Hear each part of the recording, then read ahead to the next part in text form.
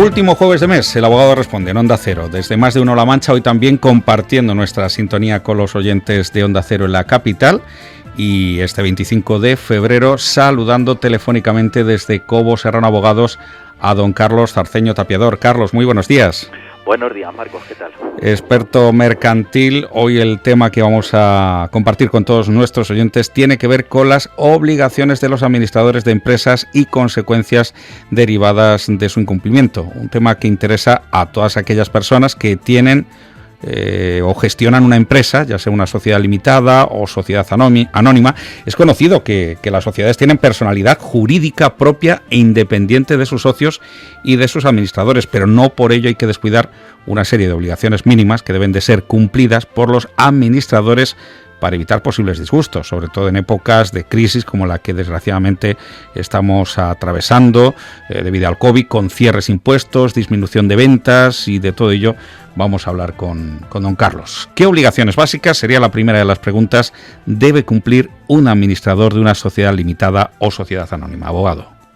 A ver, Marcos, antes de nada nos conviene diferenciar lo que es ser socio o dueño de una empresa de lo que es la figura de su administrador, porque esto no siempre tiene por qué coincidir en la misma persona y las obligaciones de unos y de otros son diferentes. Es decir, se puede ser socio al tiempo administrador o se puede ser solamente socio o solamente administrador, y como digo, son distintas las obligaciones de unos y de otros. Si nos queremos centrar en las obligaciones de los administradores como tal, podemos decir que tienen una doble vertiente. Por un lado estarían las obligaciones frente a los propios socios y a la propia empresa, por ser estos los dueños y los que los nombran y los que ponen las normas mínimas por las que se va a regir la sociedad, los denominados estatutos, y luego por otra parte habría obligaciones frente a terceros ajenos a la sociedad.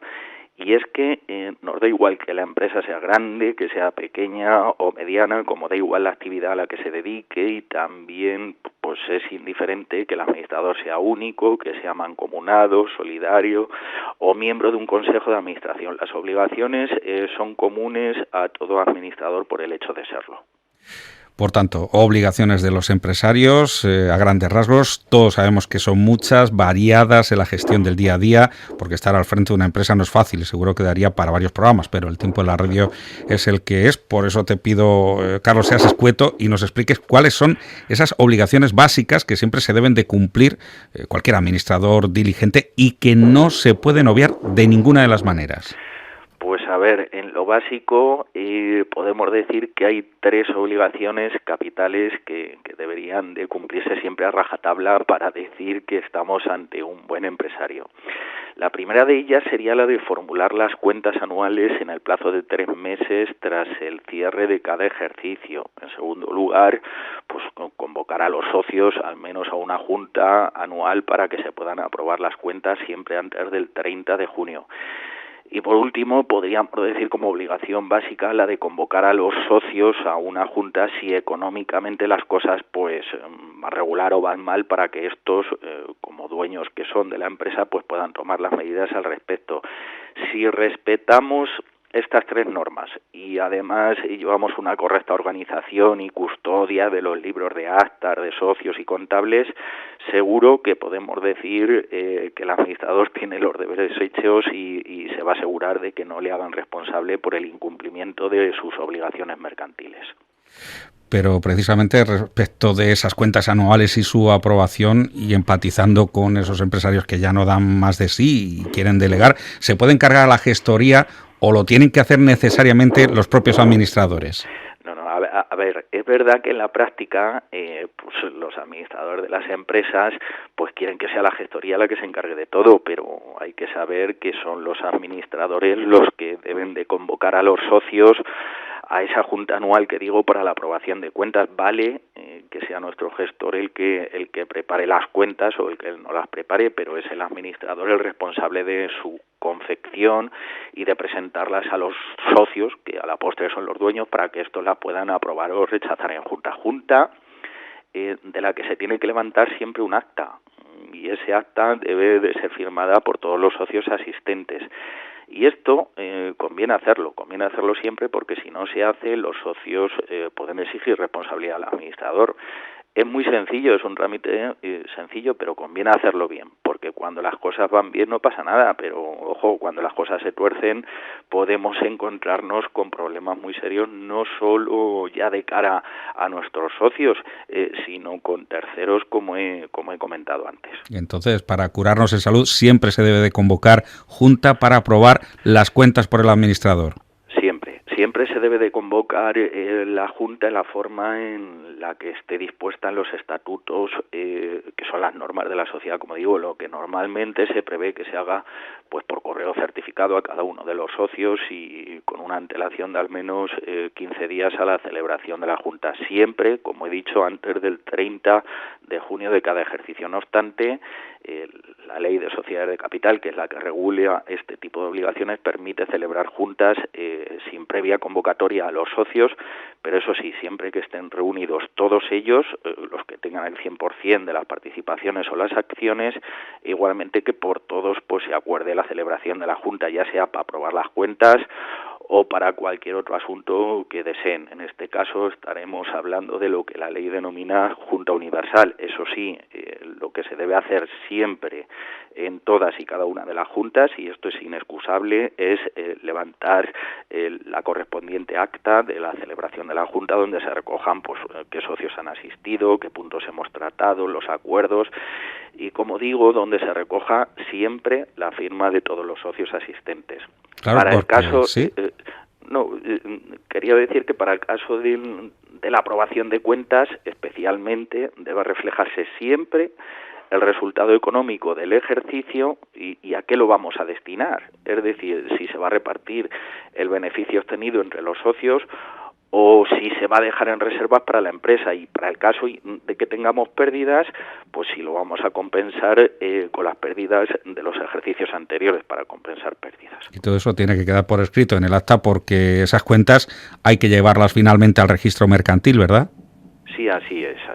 La Ley de Sociedades establece que la Junta, para la aprobación de las cuentas, debe hacerse siempre dentro de los 6 primeros meses de cada ejercicio, y que tras su aprobación, para que se puedan depositar las cuentas en el registro mercantil, lo que hay que hacerse dentro del mes siguiente a la aprobación, el administrador debe de emitir y firmar un certificado en el que figuren, entre otros puntos, cuándo se ha celebrado la Junta, qué socios han asistido, cómo se han aprobado y la aplicación del resultado. Y es precisamente con este certificado que se emite por el administrador para que se puedan depositar las cuentas en el registro mercantil donde nos podemos encontrar, y de hecho nos encontramos los abogados con serios problemas cuando las cosas pues en la empresa pues van mal o van regular. Y aquí hay que tener un especial cuidado.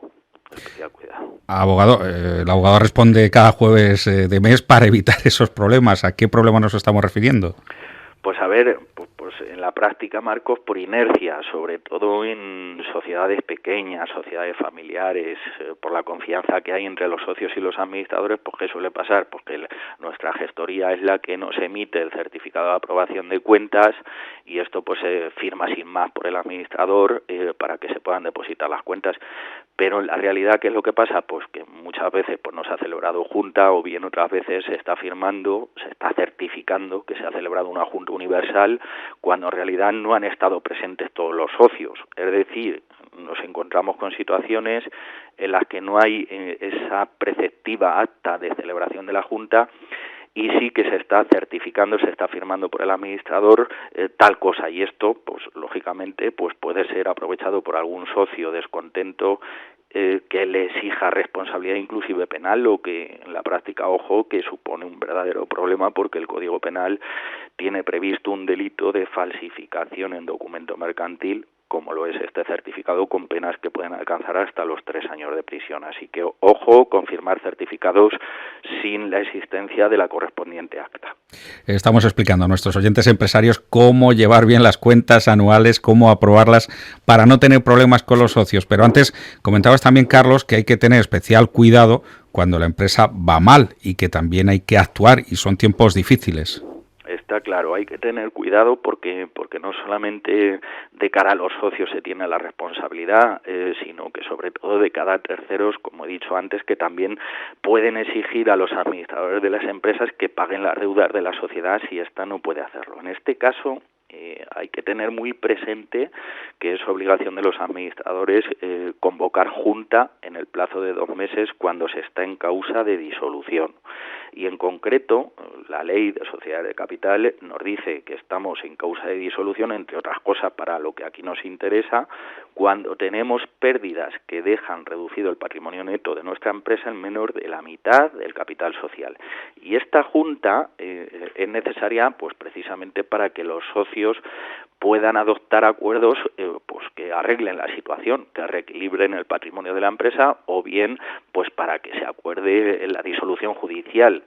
Por tanto, tras la convocatoria, los socios se pueden reunir, pueden adoptar acuerdos o no se pueden reunir, pero si no se hace ninguna de estas dos cosas, hay que tener presente que el administrador está obligado a solicitar la disolución en el juzgado, porque de otra manera pues va a responder de las deudas que asuma la sociedad en adelante. Y esta regla siempre es general, salvo que exista obligación legal de presentar el concurso de acreedores. Son palabras que asustan tanto a proveedores como trabajadores, pero en un momento determinado surge la necesidad, y ya no solo la necesidad, sino la obligación de presentarlo.